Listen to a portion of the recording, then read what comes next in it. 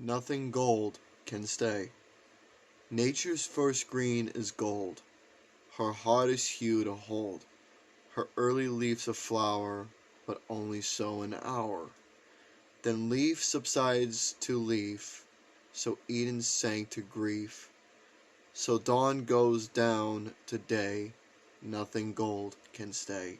Robert Frost. He was one hell of a poet. Wrote some pretty deep stuff. This is one of the deepest poems not only have I ever read, but it's definitely a true classic. And it definitely 100% means something.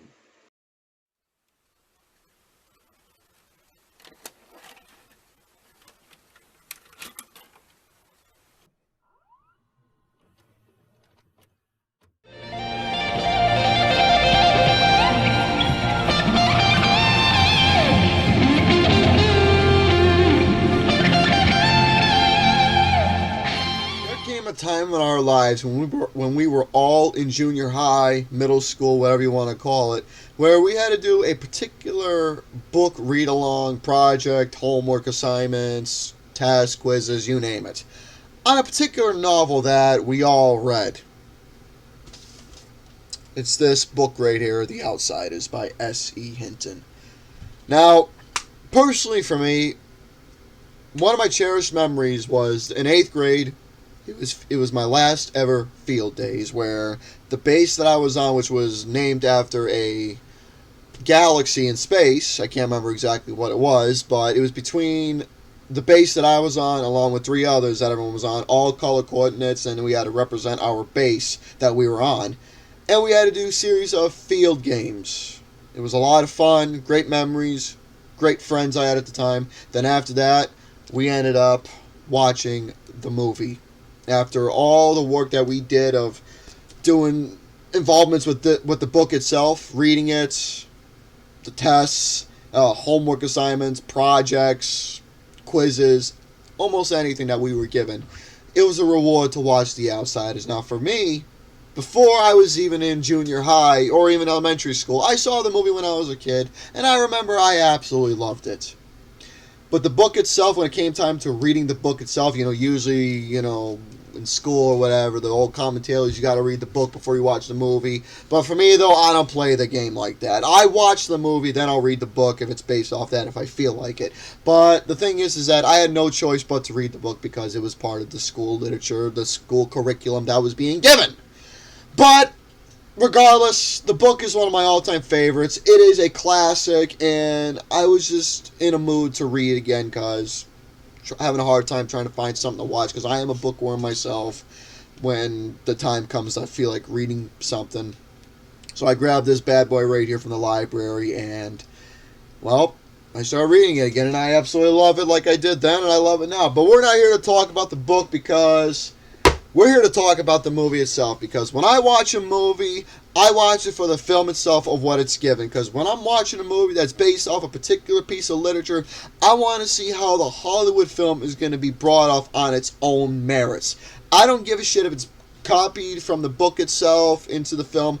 I want to see it as a standalone film of the performances that's going to be given to me and how I'm going to be persuaded into loving said movie. That's how I follow the curriculum when I watch films based off of literatures. But the thing is that The Outsiders alone, this is a movie that honestly helped bring a personality that I have. Whether if it's my sense of humor, or if it's my cockiness that I have, or the inner greaser that I have within myself that I will bring every once in a blue moon, this movie was a big benefit for my persona that I live by. Now, the story itself, it's fucking beautiful. It's a bunch of outcasts known as the Greasers. They're trying to fit their place in the world of society, because then you got their opposite opponents. You have the Socias, who are rich, high class, wear those fucking shirts, have the nice fancy cars, the beautiful women, and then you have the Outsiders, who have the greasy hair, living in the slums, and just trying to make it through everyday life. You have the three brothers. You have Ponyboy Curtis. You have Daryl Curtis and Soda Pop Curtis. Now, the name Soda Pop is definitely very original for a name like that. And even if it's on your birth certificate, you should be very fucking lucky to have a name like that. But the thing is that the three brothers, you also got the names of Dallas Winston, you got Johnny Cade, you got Steve Randall, 2-Bit Matthews. All of these names were played by well-known actors. C. Thomas Howell, played by Ponyboy, who played Ponyboy Curtis. I can't necessarily think of other movies that he was relatively known as later on within the 80s and 90s. I can remember specifically he had a small role in E.T. the Extraterrestrial, and he did play with Patrick Swayze in Red Dawn later on. Ralph Macchio, who played Johnny Cade. We all know he ended up playing as the Karate Kid later on, and in a movie that I find to be interesting known as Crossroads. Then you had Matt Dillon. Before he was able to play Dallas Winston, later on he did a movie called Drugstore Cowboy, but beforehand he had a couple movies like Over the Edge, Tex, and Liar's Moon. So Matt Dillon had a couple films even before he was able to do this one. Then Patrick Swayze, that good-looking guy that everyone just fell head over heels for. Dirty Dancing, the film that was a guilty pleasure for a lot of people, Roadhouse. But I think the reason why everybody remember that movie is because he was a fucking hunk in that film. Even for me, I thought he was a good-looking guy in that film alone. But then again, he was a goddamn heartthrob. He also did Point Break with Keanu Reeves later on. He did Ghost, Donnie Darko. So Patrick Swayze had quite a bit of stuff going on in his life after The Outsiders. Rob Lowe, he's another one where I can't remember a lot of films that he's done, but I know he did St. Elmo's Fire and he did a nice role in Wayne's World. Then Tom Cruise, who ended up being one of the most successful actors after The Outsiders, because this was one of his starting roles, like all these other actors. See, the thing is that this is one of the movies where a lot of these actors ended up having, not only, this was a movie that was like a big start to their career to help them find a place in Hollywood and like another supporting role or a main leading role. This movie really helped bring up a lot of names that you were going to hear later on in the films that they were going to be playing in later on. Tom Cruise, to me, was one of the biggest successful ones. I don't even need to recap his movies. If you know Tom Cruise's film catalog by heart right now, then you should know the movies that he is relatively known for in playing. So, his role was Steve Randall in the film. Then you have Emilio Estevez. He later on went to play in The Breakfast Club. He also had a role in St. Elmo's Fire. And then this is known as a guilty pleasure or a cult classic, Repo Man. So, a lot of these actors were able to have well-known prominence in the world of film, or not necessarily. It depends exactly what films you're going to be watching under said actors. But otherwise, though, all of these names had just a fantastic role. They were given their particular role that they were given in this film, and they all portrayed it very well, having the look, the personality, the sense of humor, that close connection with one another. Absolute wonderful personalities, and just the names alone, exactly, that they follow a model with each other, is that they were not only friends with each other, but they were also their own fucking family. Now, the thing is that the story alone, continuing on, besides meeting all your characters and who their personality traits are, you go right into the story itself where, now, I never forget the fucking open log.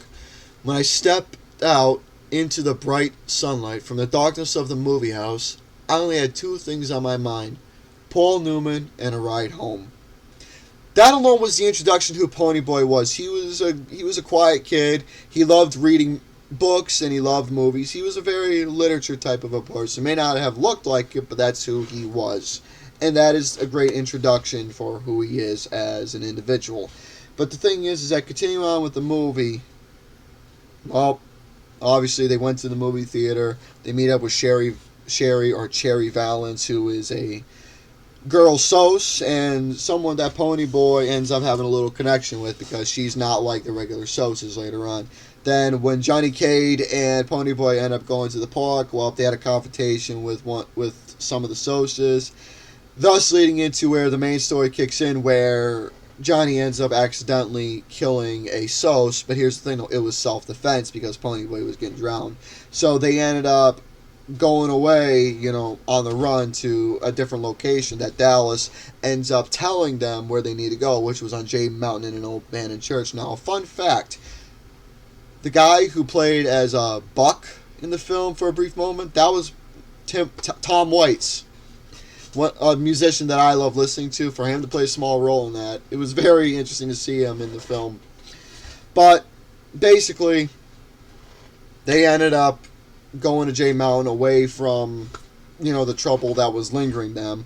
Then all of a sudden the church is set on fire, and they basically both, Ponyboy and Johnny ends up, and along with Dallas, they end up becoming heroes, saving kids from the church, and it goes on from there, where a rumble transpires, where it was the Greases versus the Soses, and then it just goes on a downward spiral from there.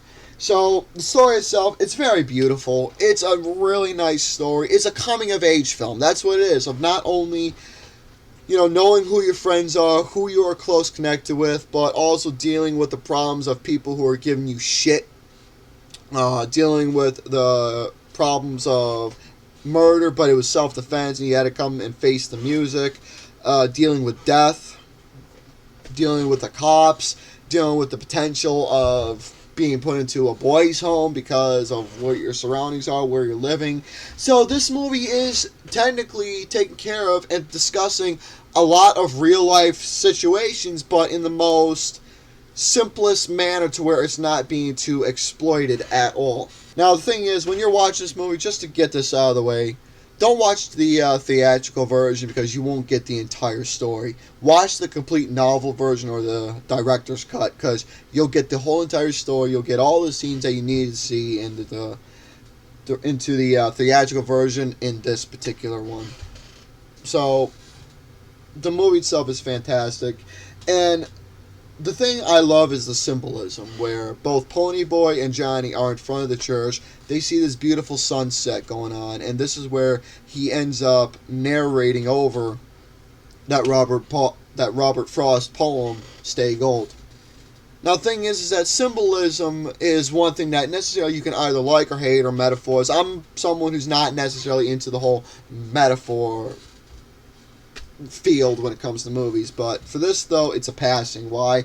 Because the poem ends up portraying a particular theme and a particular symbolic feature that happens later in the movie. And the thing is that when the poem is explained later on of what it means, it basically captivates of what The Outsiders is all about. And I love it. And another thing is that the movie itself, it started with the opening quote, the opening dialogue, and it ends with the opening dialogue. So basically, what you were reading is what you were watching is Ponyboy's fucking journey that he had throughout the entire movie, because he was asked to do a little report. Everything that you witnessed in the movie was his report. Wonderful. So, folks, that's going to have to do it for my little talk on The Outsiders. It's a captivating movie that we've all seen. It's got wonderful personalities. It's a beautiful story. It's a great coming-of-age film. It's got a nice little symbolism going on. It's got nice presentation. You can relate. You can grow with these characters. You all got your favorites that you like because of all the names given. They all were able to find success later on after this. And it's a great film. So, The Outsiders is a film that I gave a 5 out of 5 to a long time ago. I had it then, and I have it now. So, folks, let me know down below your thoughts about The Outsiders and your cherished memories with this movie. And, ciao for now.